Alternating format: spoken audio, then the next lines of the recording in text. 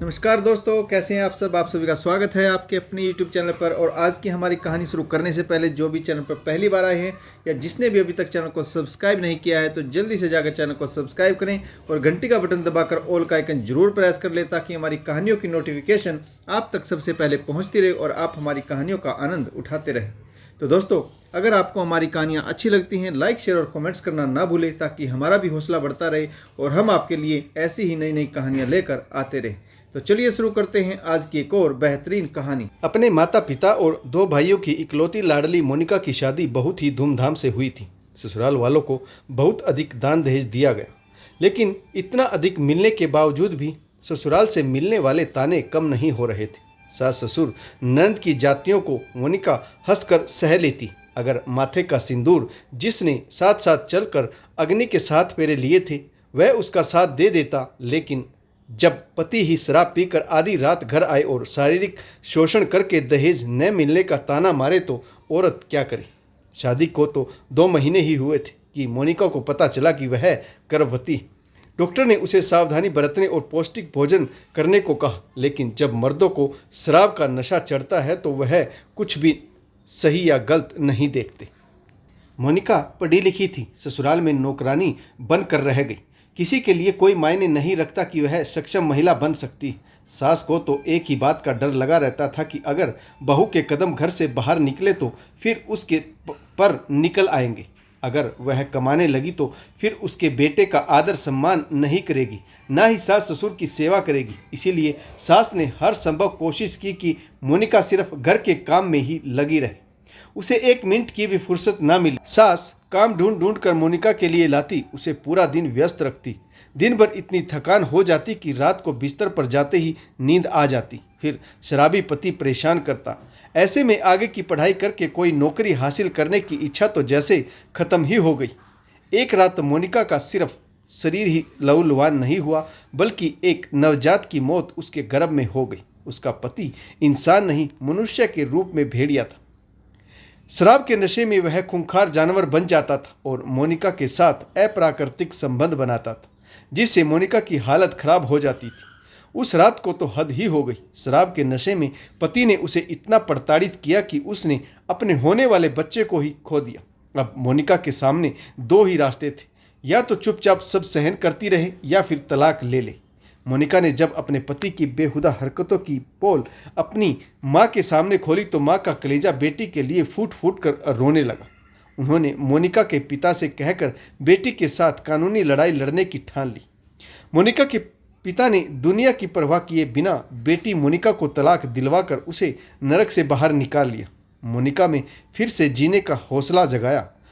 मायके में भाइयों के प्यार और सहयोग की वजह से मोनिका ने फिर से जिंदगी को जीना शुरू किया। उसकी मेहनत और लगन से उसे जल्द ही एक स्कूल में टीचर की नौकरी भी मिल गई। जिंदगी फिर से पटरी पर लौट आई। जीने के लिए मकसद मिल गया। स्कूल कैंपस में अमर अपनी बुजुर्ग माँ और 2 बच्चों के साथ रहता था। उसकी मोनिका के साथ अच्छी दोस्ती हो गई। हाय हेलो से शुरू हुई उनकी बातें धीरे धीरे एक दूसरे के निजी जीवन तक जा पहुंची। अमर ने बताया कि उसके 2 बच्चे हैं। बड़ा बेटा 8th क्लास में है और एक बेटी 5th क्लास में। उसकी पत्नी बेटी को जन्म देते समय चल बसी थी, इसीलिए बच्चों की देखभाल के लिए बुजुर्ग माँ साथ रहती। दोनों ने अकेलेपन का दर्द बहुत करीब से महसूस किया था। फिर दोनों ने घर वालों की रजाबंदी के साथ शादी कर ली।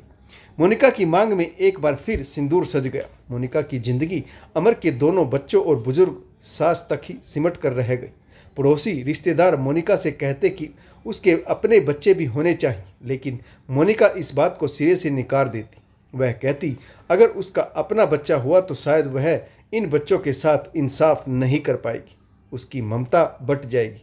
भविष्य में बच्चों में अलगाव और टकराव की स्थिति भी बन सकती है। इसीलिए उसने अमर के बच्चों पर अपनी सारी ममता लुटा दी।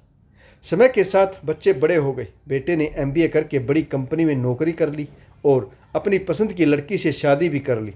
बेटी भी शादी करके विदेश में पति के साथ बस गई।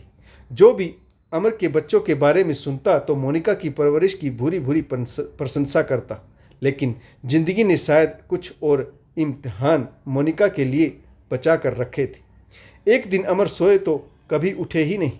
उस दिन के बाद मोनिका की दुनिया ही बदल गई। अमर को गुजरे अभी 1 महीना भी नहीं हुआ था कि बेटा बहू ने रंग दिखाने शुरू कर दी। उसे हर बात पर तिरस्कार करने लगे। एक दिन बेटा बहू ने उसे वृद्धा आश्रम पहुंचा दिया और कहा कि जिसके नाम का सिंदूर तुमने मांग में सजाकर हमसे नाता जोड़ा था, जब वही इस दुनिया में नहीं रहे तो अब हमारी जिंदगी में तुम्हारी कोई जगह नहीं। वृद्धा आश्रम के गेट पर खड़ी मोनिका बेटे बहू को जाते हुए देख रही थी। वह सोचने लगी कि जिन बच्चों और परिवार के पीछे खुद को भूल गई और उन्होंने ही नाता तोड़ लिया, वह अपने आप को ठगी सी महसूस कर रही थी। जिन बच्चों को सीने से लगाकर पाला, अपनी सारी ममता लुटा दी, उन बच्चों ने उसे कभी माँ समझा ही नहीं। उनके लिए तो वह उनके पिता की दूसरी पत्नी और केयर टेकर थी। मोनिका आज फिर जिंदगी के दोराहे पर खड़ी थी, जहाँ ना घर, ना पति, ना बच्चे और ना ही वह सिंदूर जिसके नाम पर वह 2 बार ठगी गई। लेकिन आज भी मोनिका में एक चीज़ बाकी थी, वह था उसका जीवन को जीने का जज्बा। मोनिका ने वृद्धा आश्रम को ही अपना घर समझा और उस पर सर्वस्व लुटा दिया। वृद्धा आश्रम में मोनिका बुजुर्ग औरतों के साथ मिलकर पुराने तरीके से अचार बनाने लगी। कुछ ही दिनों में आश्रम का अचार बहुत फेमस हुआ और उनका यह बिजनेस चल पड़ा। इससे सभी औरतों की अच्छी खासी कमाई भी हो जाती थी। मोनिका औरतों के साथ अच्छी जिंदगी बिता रही थी। कहते हैं ना, जिंदगी जीने का जज्बा होना चाहिए, जहाँ चाहा वहाँ रहा। तो दोस्तों, आपको यह छोटी सी कहानी कैसी लगी कमेंट्स करके जरूर बताइएगा। इस कहानी में आपको किस पात्र की भूमिका अच्छी लगी और इस कहानी से आपको क्या सीख मिली, यह भी कमेंट्स करके जरूर बताइएगा। आशा करता हूँ कहानी आपको जरूर पसंद आई होगी। अगर आपको हमारी कहानी अच्छी लगे, लाइक, शेयर और कमेंट्स करना ना भूलें, ताकि हमारा भी हौसला बढ़ता रहे और हम आपके लिए नई नई कहानियाँ लेकर आते रहें। तो दोस्तों, कहानी पढ़ने के लिए आप सभी का बहुत बहुत धन्यवाद। जय हिंद, वंदे मातरम, भारत माता की जय। जय जवान और जय किसान।